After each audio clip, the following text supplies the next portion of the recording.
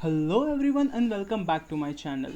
Today we are gonna discuss about the last and the most important part of this video, that is part 3, which deals with the calculation to the qualification. Guys, this is the most important part of the series because understanding this video will lead to your guaranteed success in the GPAT examinations. So in the part 2, while I discussed about how do you start the preparation, I mentioned you that you have to understand that which calculation to the qualification suits you. So today we are going to discuss about it only, that what is the calculation to qualification and how do you identify that which calculation to qualification will suit you. So what is calculation to qualification? Before proceeding towards that, I would like to request you that if you have not watched the first two parts of my video, then please go back to my channel and watch those two parts in order to understand it better. So what is calculation to qualification? Basically it is a concept which gives you an idea that how do you attempt the GPAT examination. Means you have to calculate. You always know that attempting more and more questions is just like taking risk. So this is like taking a calculated risk. So this is the calculation what you need to do, and it will tell you that how much you should attempt and on what basis you should attempt. Basically in the calculation to qualification there are two methods, okay, and either of one will suit you based on your knowledge and approach to attempt the questions. How much you get the questions right, how much you get the questions wrong. Based on all those things, either of the one method will suit you in this calculation to qualification. And how can you identify that which method suits you is you attempt both the methods by attempting a practice set of a question paper or maybe a previous year question paper, and see in which method you are getting more marks, and based on that you attempt the question paper. So coming to the method 1. Method 1 is also known as the minimal attempt method or required attempt method. This method is for the students who are afraid of negative markings or thinks that because of negative marking the chances of their qualification gets too much on a lower side. So this method focuses on minimizing of the risk to get negative marks. So how does this method goes? So how much till date is the highest cutoff of the GPAT? That is 163, which was in the year 2020. On a safer side, because since last 3 years the cutoff is increasing, consider that target, you can make a target of 180 marks. Okay, cutoff won't go even more than 180. There's no chance of 180. Even the 2020 batch used to consider as 150, but because it increased to 163, let's target for 180. So how many questions are required to attain 180? It's simple calculation, 180 divided by 4, which gives you 45. So if you attend 45 questions correctly, if you all the questions correct, means you get plus 4 for all the 45 questions and you score 180. So how in this method how do you follow? That is, what you have to do is go through the paper once. Okay, when you are attending, go through the paper once and attempt only those questions for which you are assured of the correct answers. Assured means no one can challenge you that this answer you are giving is wrong. That much assured if you are attempt those questions. And how many questions to attempt? 45 was required to score 180. You attempt 50 questions plus 5 on a safer side. Okay, and in this method you have to start with the subject you are strong at, because you have to build in confidence when you are attempting the paper. And when you start with the subject you are strong at, definitely more questions you will get at which you are confident for being right, and a confidence will develop and hence you can answer easily. So start with the subject you are strong at and attempt only first 50 questions. First 50 questions means the first 50 questions which you think you are confident that the answers are correct, you know the correct answers. Okay, Then after, once you have already attempted 50 questions, don't even try to attempt the 51st question. Even if you are 110% sure about that question, still don't attempt it. Okay, so when the degree of assurance is so high for you, I am telling you the degree of assurance for the answers you are attempting should be high.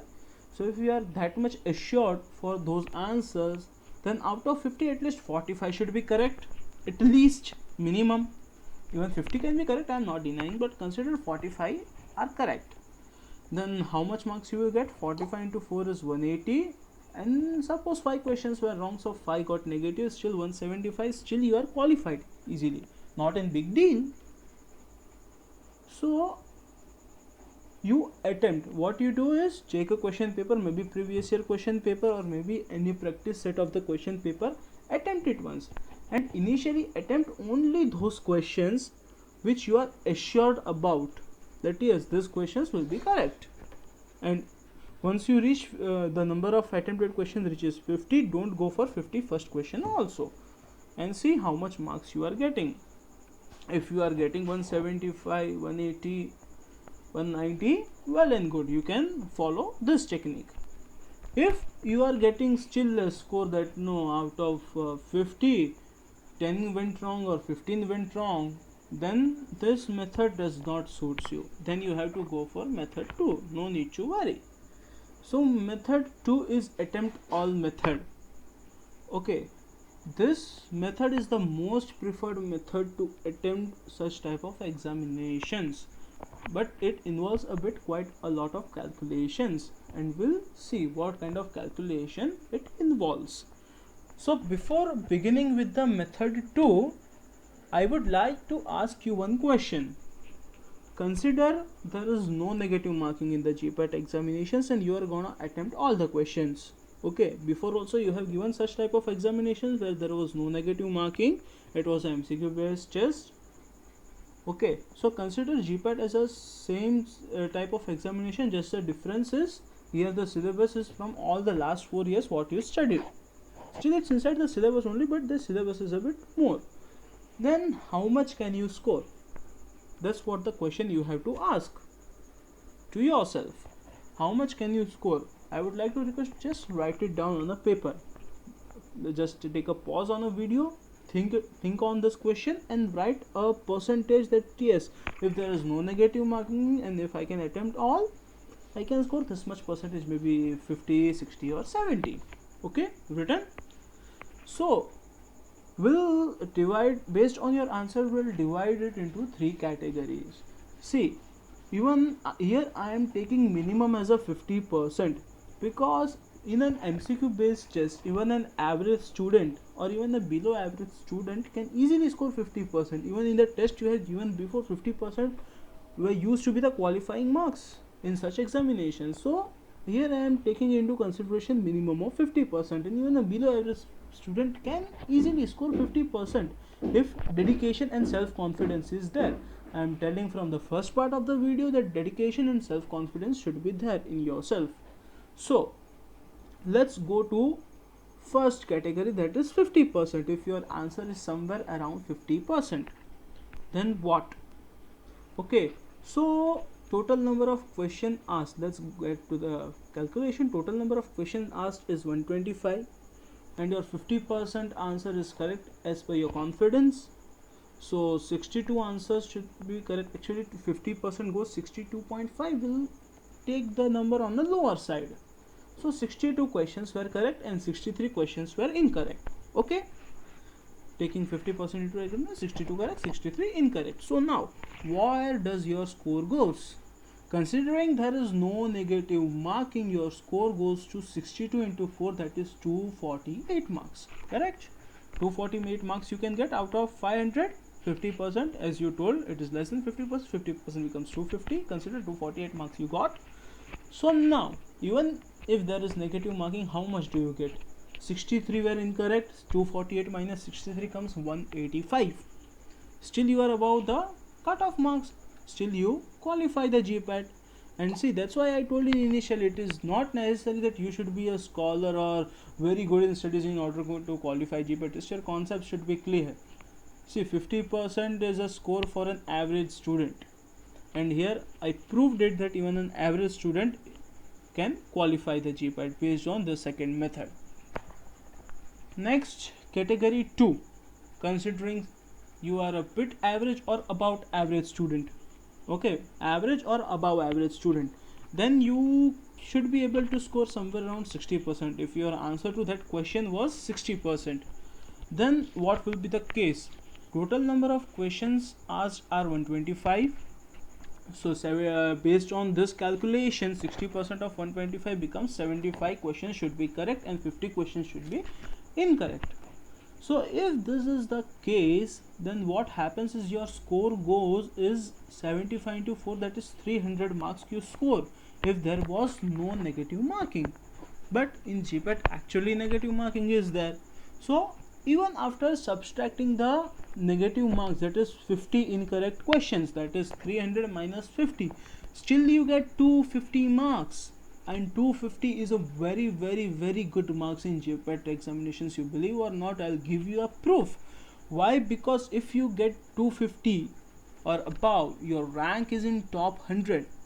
Don't believe me? I'll prove you. So here is the GPAT merit list of the year 2020. Okay, with the highest cutoff, that was 163. You got 250 marks. Let's see where does the 250 marks sent. This was the category wise cutoff, as you can see here. So here is the cutoff. See, 250. Where is the 250 marks? Marks obtained 250. See, what is the rank? 67th rank. If you score 250 marks, you get 67th rank. Easily qualified.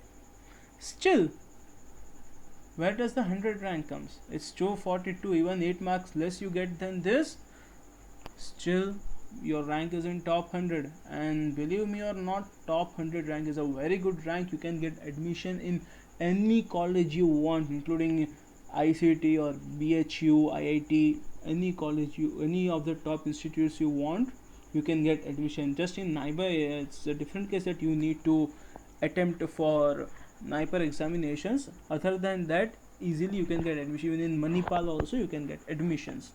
So that's why even just above average student or average student, if you are able to score 60% marks, still you get rank in GPAT. You can get easily.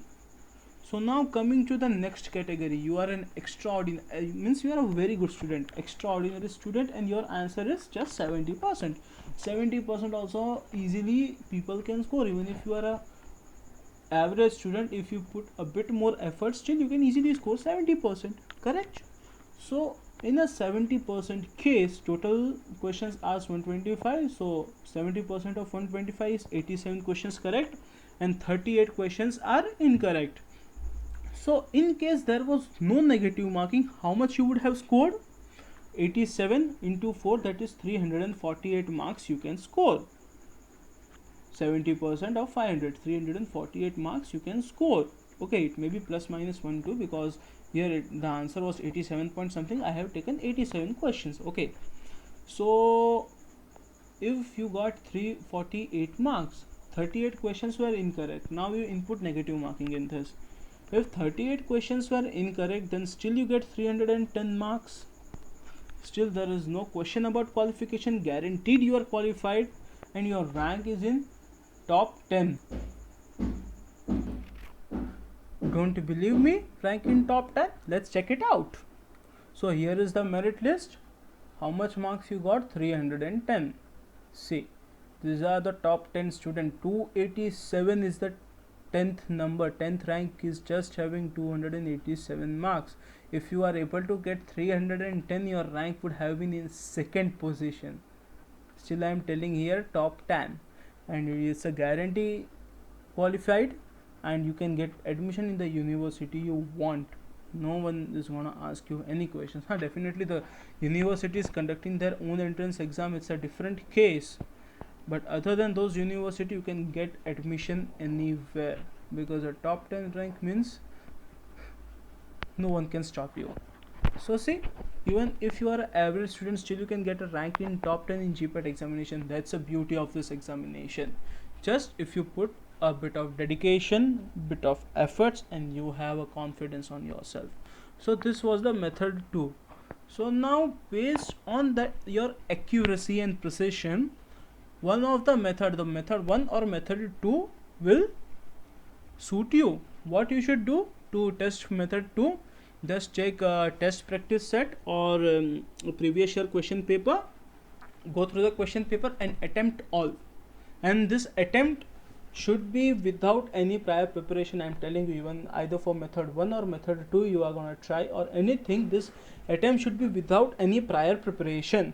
You should not even know what are the questions before you are attempting. Just create an environment similar to the GPAT examination. You attempt all to assess this method and see how many questions are getting right, how many questions are getting wrong, and how much score you are getting. Once you check out that, see in which method you are getting a higher score, either by following method 1 or either by following method 2. Check it out once, and once you get the scores of both the question papers, the result is in your hand. And as I proved now that if you follow any of this method, you can easily qualify. And definitely if method 1 is not suiting you, method 2 will definitely suit you, because even an average student can easily score 50% of marks at least if there was no negative marking. So I proved you here that if you put a dedication and efforts with a proper technique, then it can lead you to 100% guaranteed success to yourself in the GPAT examinations. Okay, so that was it about the calculation to qualification. We'll revise once takeaway points from all the 3 parts of the video. What were the takeaway points? Keep practicing, do not panic or stress, 1 hour daily study sufficient, attend and focus on regular classes also of the college, because they are also teaching a part of syllabus only. Keep basic concepts clear, strengthen at least one of the core subjects, that is chemistry, statistics and ecology. One of those core subjects you should be very strong at. No new studies 2 weeks before exam, no studies from 2 days before exam. And one more point is, understand which calculation to qualification suits you. And that's all for this video. Thanks for watching. If you have any questions regarding GPAT examinations or any questions or doubts you have about how to prepare for it, please mention it in the comment section. Like this video, share it with your friends so that they can also get benefit from this video. Please subscribe to my channel. If you want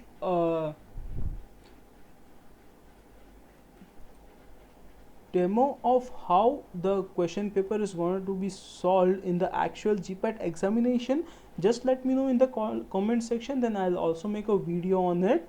And if you have any other questions, please mention in the comment section. Thank you and have a good day. Bye bye.